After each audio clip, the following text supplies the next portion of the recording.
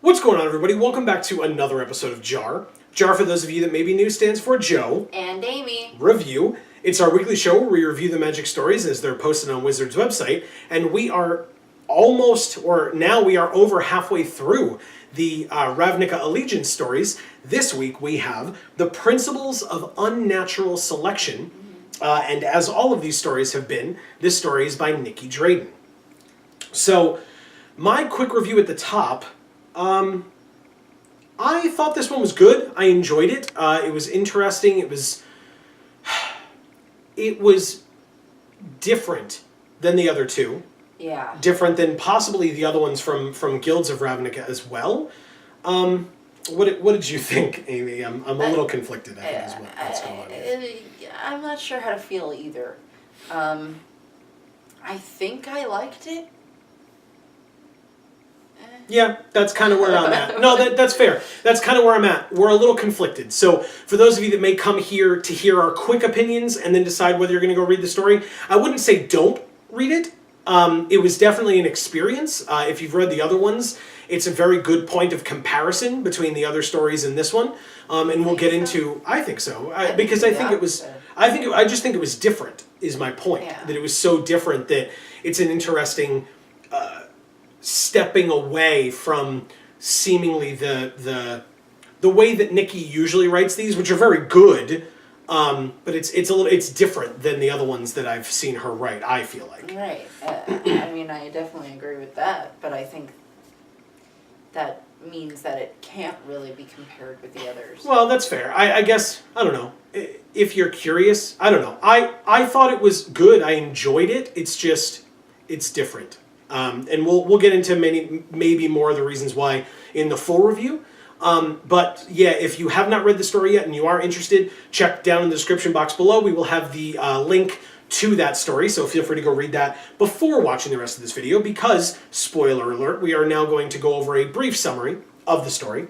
So this is the Simic aligned story, and we meet Medj, our...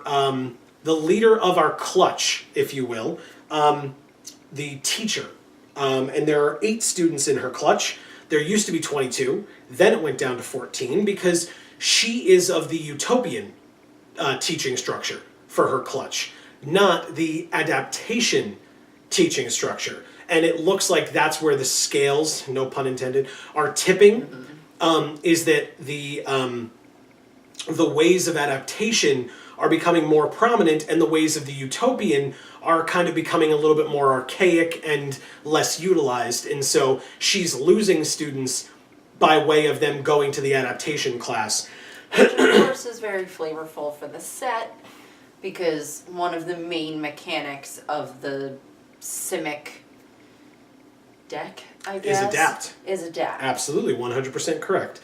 Yeah, so exactly. Nice injection of flavor there. Mm-hmm.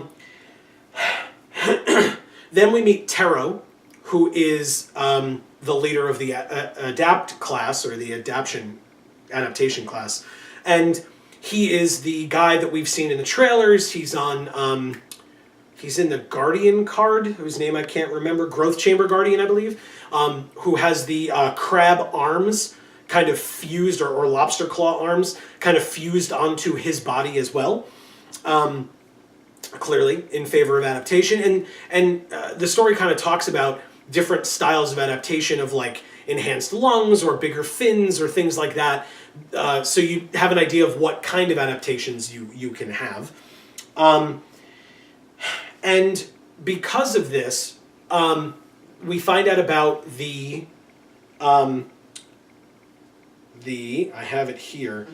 The ceremony to choose the protectors. Yeah. And in this ceremony, the students from the different classes, there are going to be typically 80 different slots that go to protectors. And now that number of slots has been cut down to 62.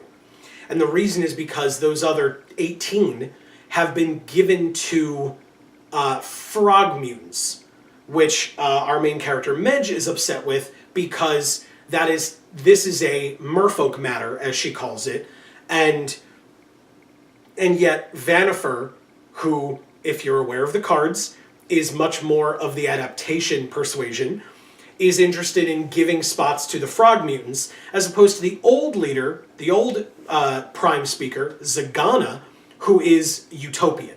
So you have the utopian half and you have the adaptation half kind of feuding with one another within the guild, which we've seen for basically all of the guilds at this point, is that there are two different factions kind of vying for control against one another. And so in this story, I think more so than any of the other ones, we are really seeing those two factions go at each other. I mean, I feel like the Golgari one maybe was clear as well, because there was a literal plot to assassinate Veraska. So sure, and it was from within the guild. So there's that. But I feel like this one was much more out there with, there's this line, and this is the line, and here's one side and here's the other side. So we get to see that. But then we get into the adventure of the story, if you will, and that's Medj taking her class out into the ocean itself, outside of the purview of the existing protectors, to try to show them the world that they are going to be protecting from.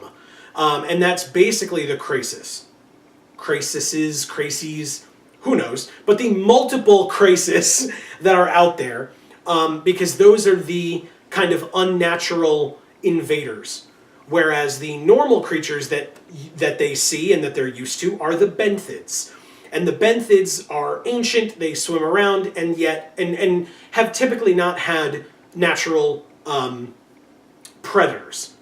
And now the crisis are here, unnatural, because they've broken out of their containment from when the old Simic had housed them.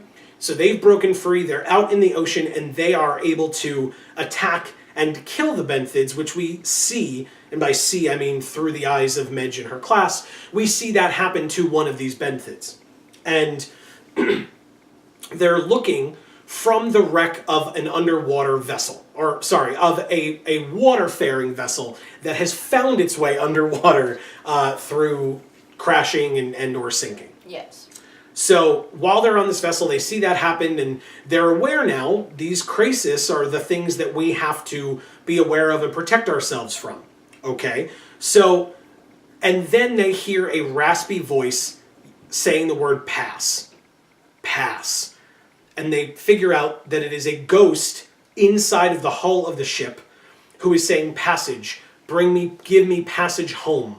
And this is an Orzhov ghost who says that the ship was taken by pirates and sunk, and there's some gold that one of the students, Miko, tries to obtain, and the ghost says you should probably leave that where it is, but if you could bring me and my vessel home, I'd appreciate it. And Medj is at first hesitant to do that, because she's like, this is dangerous. I have 8 students here. They're all very promising students, but at the same time, I'm not super confident that all of them are going to be okay, or that even they'll all be willing to do this. Right. And yet, one of her students gets the bright idea to take the vocal sac from the benthid that was killed and kind of picked clean, and put it inside of the ship, patch the holes, and inflate it. And by doing so, it would allow the vessel to rise to the surface. Put some floaties on it. That's right. That's absolutely right. And so we then have the thing whose name I didn't write down, Zonos, I think they were called, which is the kind of the cylindrical holes in the water, into the water, that house all of these creatures, and seemingly the adaptationists, because that is where Medj says those ideas are filtering down from. So they have to get into and through here with their vessel to try to transport it back up to the surface for this thing. And they get near the guards, and they're trying to explain to the guards what is happening. And then they realize that one of the treasure chests, they had tossed most of the treasure chests or whatever over the side because it would weigh the ship down. But there was one that they kept because the ghost said, oh, you probably don't want to get rid of those. There's treasure there, and we can maybe bribe them with it, or it would be a good idea to keep it, or whatever. And you find out as it gets closer, they're like, oh, well, maybe we'll have to leave this stuff behind or use some of the treasure to bribe these guards. And the ghost starts getting indignant and angry, outwardly so. And the students and Medj begin to realize that this is a ghost from the Orzhov, but the ghost didn't succumb to pirates. The ghost was a pirate, and they plundered Simic artifacts. And inside of this chest, it is full of Simic artifacts. Now, one of the students, whose name I forget at this point, Chessa, who was a very promising student, we found out earlier in the story, but shy, or at least hesitant to go off on adventure like we've seen the rest of them do. She wasn't as willing to go into the ship or what have you. Excuse me. And she had stayed behind, but now she has her opportunity. One of the medallions that Miko had found had runes on it. And Chessa, because she is highly, Chessa and Miko, through their observational skills, which was kind of a big part of the story, is upping their observational skills and their teachings, they're able to realize that this object, this medallion, is likely what is holding this ghost to the ship. Because otherwise the ghost would have been able to just go to the surface themselves, but they're bound to the ship, and they wanted to be greedy and stay with their haul that they had found. And so Chessa is able to grab the medallion and swim away and get to a Krasis. And as the Krasis kind of opens its mouth to try to eat her, she ducks out of the way and throws the medallion into the mouth of the Krasis, thereby getting rid of the ghost. And now the class are heroes because they have brought back these Simic artifacts. They've gotten rid of the ghost that had plundered them and was trying to steal them further. And they get to go to a museum. And they get to go to a museum where these new artifacts, specifically the one that's mentioned the most, is the old school Simic key rune that was used by Momir Vig, which is, the key runes are an artifact cycle. So here we have the lockets in this set, or in this block, which isn't really a block. In the older sets, we had key runes. We had signets as well, super powerful from original Ravnica, key runes in Return to Ravnica, and now lockets. So they found the Simic key rune from Momir Vig, and they brought it, along with the rest, to this museum. And at the museum, they're going to be displayed, and they're going to be shown off, and there's tons of people there.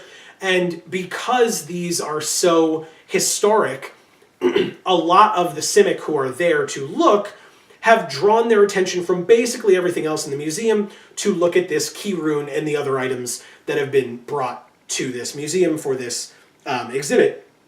And while they're doing that, Miko, because this is who Miko is as a character, is about to touch one of the cytoplasts, which is also from the older Simic versions on Ravnica. So you might remember that from past versions of the Simic, if you're aware of some of the older cards. So he was ready to touch one of the cytoplast, and Medj calls out to him and goes, "No, stop what you're doing." And he stops, and he turns around and looks at her, and one of his fins brushes against the podium or the pedestal that's on, knocking it over. Medj happens to be standing there, and it falls onto her, and the substance that is on it kind of gets on her. She starts growing tentacles, and those tentacles have eyes on them. So she now can see in all directions, which we come to find out later is beneficial for her, because she's a teacher, and she is always self-conscious about keeping an eye, you're welcome, on her students. And now she doesn't have to worry about that anymore, because she has more eyes than she knows what to do with.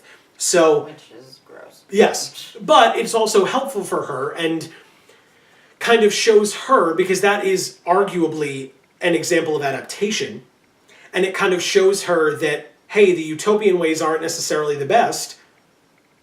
You can also adapt a little bit as well.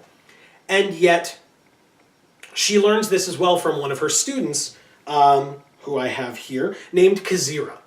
And Kazira is important because she is the niece of Zagana, whom I discussed earlier as kind of the champion of the utopian movement. And Kazira's point was that what they could do is they could use adaptation not to adapt the protectors, but to adapt the Benthids. And if they adapt the benthids better, the benthids can either be hardier to protect against the crisis, or like something like a camouflage to disguise themselves excuse me, from the crisis. And so this is another example of the students learning and growing throughout the experience and showing promise. Unfortunately, they all kind of get arrested following this incident at the museum because the guards now try to stop Medj, and her students kind of form a wall to protect her, and they all get thrown in jail, including Kazira, who gets approached by Zagana to be told, this isn't really appropriate, but Kazira wants to study in these, adaptation realms, and so Medj feels bad, kind of presenting herself as the the scapegoat for the group. Cut to the end where we have the test, the big test at the end, where all of her students make it except Kazira and Miko. And I'll use the words that she used in the story. Miko didn't make it because he's Miko, but he learned a lot and she was willing to have him in another class. And Kazira didn't make it because she wanted to study with the adaptationists. But everybody else made it, which to the chagrin, I guess, of Taro. But the story ends with the two of them, Taro and Medj, kind of talking to each other and coming to an agreement, a truce, if you will, and saying that maybe next year they can work together to have one class between them that can more properly train the protectors. Kind of a long explanation. Yep. But that was the story. So, Amy, now that you've heard it a second time and are annoyed with how long that took, which I don't blame you, what were some of your thoughts? I liked I liked that they talked about adapting the benthids. Yes, I thought that was really cool. Because the benthids don't have a natural predator. Yes. But now they have a predator. Mm-hmm. Yes. Although it's not a natural predator. So it makes sense to actually mutate the benthids, because the benthids all of a sudden now have this predator, and they are not equipped to deal with them because they're not natural predators. Mm-hmm. So the benthids haven't adapted to that because it's a new-ish predator and it's not a natural predator. Right. So the benthids, were not equipped to deal with having predators because they didn't have natural predators. And so it's a good thing to take into account that if they are given mutations to help them survive these crisis, whatever they are, mm-hmm. Then they might not end up extinct, which hopefully will help the ecosystem as a whole. Yeah. Yeah, and it's kind of funny too because at least at the time of this recording, and basically at the time that this video goes up, unless something really crazy happens overnight, Hydroid Crisis, the card that depicts the crisis, the jellyfish Hydra beast from Ravnica Allegiance, is currently the most expensive non-foil card in the set. So it's pretty sweet. It's a mythic, blue-green, etc. It's a cool card. But yeah, the crisis are big, scary monsters, and that happens. And something else that I liked out of this story was we talked about this. Let's talk about the ending for a second, because I'll withdraw what I said to set this up. A part that I didn't like about this story, which, to be fair, it has been a while since I've said that. Yes. It has been a while since I have talked about something in the story that I did not like. But something that I did not like in this story was how it ended. It was, I would say, a lot more than a little heavy-handed with its ending, which had Medj saying to Taro, Taro was like looking at her and jealous of her tentacles with the eyes on the end, because there wasn't any bioengineering there. That kind of happened naturally with the cytoplast on her. So he was jealous of that, but she was able to see, no pun intended again, the benefits of adapting and why it is so attractive to people. And so she said, she was like, you were on one extreme of no utopian values at all, and I was on the other extreme of no adaptation values at all. And really what we should have done was come to the middle to reach an agreement so that we could work together and be better at blah, blah, blah, blah, blah. And it's like, okay, I praised last week the fact that these stories like to put in real world elements, but that they're subtle about it. This was not subtle. This was, to me at least, because heck, what is it but my opinion, right? To me, this was so heavy-handed with like, you were on one side and I was on the other. If only we could have come together. And it's like, oh my God, that is like, that you spoon-fed to me. As opposed to letting us come to that honestly, I felt like that was just, we were just punched in the face with that. I don't know if you felt similarly or... No, I thought it was cute. I mean, it was a little rote, but whatever. Okay. I just thought it was a little heavy-handed, and maybe I'm it's looking... pretty, like, typical for a story to end that way. Yeah, I don't know. I guess... Yeah. But I don't really see a real-world application to that the way you do, I guess. Oh, I guess I'm just looking at the political world at this point, where you have the left and the right, and no matter which side you're on, there are extremists on one side and extremists on the other, and there are people who will say, everyone on that other side is incorrect, I don't care what they say, nothing that they say will ever convince me otherwise. And then there are other people who say, but maybe if you just talk to each other, there would be a way for you to find common ground. So that was exactly what I thought of when hearing this, is that, the two sides of the political aisle, at least, that was where my head went, which is why, to me, it felt very heavy-handed, because I feel like these are arguments that we hear all the time from both sides. You'll hear certain people saying that they're in no way interested in hearing the other side's opinion, and then you have others who are saying, but maybe if we just talk, we can work together and try to figure this stuff out. So that's where my head went. I don't know if all of you did as well. Yeah, so for me, I mean, I feel like it was just a pretty standard story ending. Okay. Which I didn't love because okay. It's boring. And Nikki Traden usually doesn't do that. Right. Well, and so to talk about the other thing that I wanted to focus on, the only other thing, is that the thing that did stand out to me with real-world applications that I enjoyed, and it is still, I don't know, you could say it's political, you could say it's not. The other thing that I enjoyed from this story was everything that that you liked, that you were saying about what, Kazira was saying. Sorry. Where Kazira was talking about, like, well, it doesn't have to be about us adapting versus us not adapting. What if we look outside the box and adapt the benefits, right? So it's an example of young people stepping in and achieving or looking at systems that older people have put into place and attempting to change those systems in ways that they think are better because the older systems have become maybe somewhat archaic. Maybe they've become out of date, or they have lost their meaning over time because times change. I'm purposefully not saying anything in particular here because I feel like there are numerous things that could come up here mentally. And I ran through some in my head, but I'm not going to, put them into your head. You probably have your own thoughts as to what that could be referring to. What old school thinking does this portray, and what could it be fixed by with newer thinking or newer ideas?